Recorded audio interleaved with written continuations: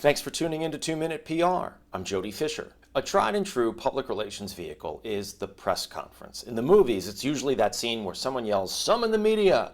and a bunch of guys in fedoras and flip pads show up on the courthouse steps to report on what somebody's saying. In reality, press conferences are largely boring for the media that cover them, but that doesn't mean you shouldn't hold one. So here are 3 things to consider when you're planning your press conference. Number 1, do they have to attend? There's nothing worse than throwing a party and having nobody show up. Same goes for a press conference, which takes time for the reporters to come to. They drive to you, they spend an hour or so there, they have to drive somewhere else, and in between they've got to file their story. Make it worth their while.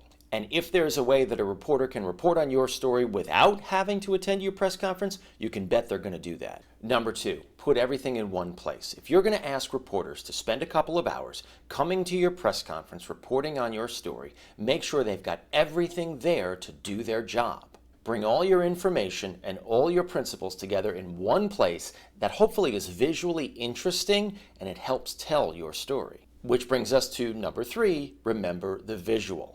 Banners and signage are great, you should have them at your press conference, but don't forget things like props and literally other people. When stories concern the welfare of, let's say, senior citizens or children, make sure you have some of them at your press conference for a visual representation of the issue you're talking about. Also, make sure some of those people can actually comment. Media want to talk to the real people who are being really affected by the issue you are discussing. Give them that opportunity. A quick note, the rain plan. Make sure you have a backup location indoors in case of inclement weather. And don't try to cancel your press conference and hold it the next day.